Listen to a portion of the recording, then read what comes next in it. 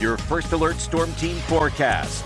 Well, despite the gloomy sights all over the Gulf Coast, we are dry for now, but we are maintaining strong gusty winds and a slow uptick in that humidity. You're certainly noticing that as we're pressing ahead into the evening. Take a look at this very large and complex storm system. There is a very large wintry side of this system. Now we're moving towards the tail end of March here.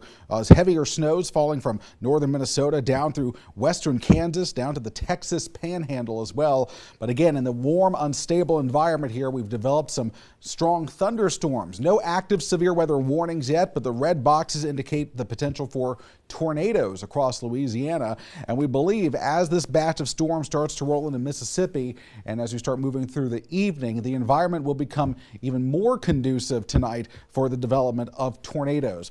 For our neck of the woods, our severe weather timing is unchanged from earlier today. The area of red, Loosedale up through Jackson, up to northern Monroe County and points west. This includes most of Greene, Washington, and Clark counties. Your severe weather window tonight is 3 a.m. to 8 a.m. through Tuesday morning.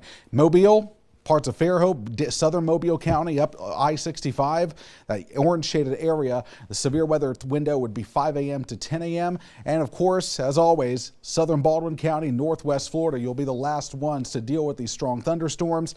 And there is still some question as to how far east the severe weather threat will extend tomorrow morning, but we'll keep our eyes on it. 9 a.m. to 2 p.m. would be your most likely window for severe storms. So this batch of storms will roll into Mississippi later tonight, and then again, quiet through midnight all the way through about 2, 3 o'clock in the morning before these storms start to roll in. And again, isolated severe weather, damaging wind gusts 60 to 70 miles per hour, and a couple of tornadoes cannot be ruled out. Right now, mostly cloudy skies from our studios looking off to the west. The other big story is the marine conditions. Double red flags are flying now at Orange Beach from our Sweat Tires cam. See a lot of folks out there walking, and good news, not seeing anybody in the water as it is illegal to do so. And from Destin, that's the view from the Henderson Beach Resort. There are a few breaks in the clouds this afternoon in northwest Florida, but again, that is an angry looking Gulf of Mexico. As we look ahead to 9 p.m., 67 degrees rather. Strong winds will continue. Some storms, some of those severe tomorrow. By tomorrow afternoon, sunshine returns and the winds will run much lighter as temperatures will climb back into the middle 70s. 60s and 70s right now for most of the area, with that thicker cloud cover keeping those temperatures a little bit cooler once you go towards the Mississippi state line. At 69 in Loosedale, 66 in Citronelle, middle 70s when you go farther east. But boy, it has been gusty.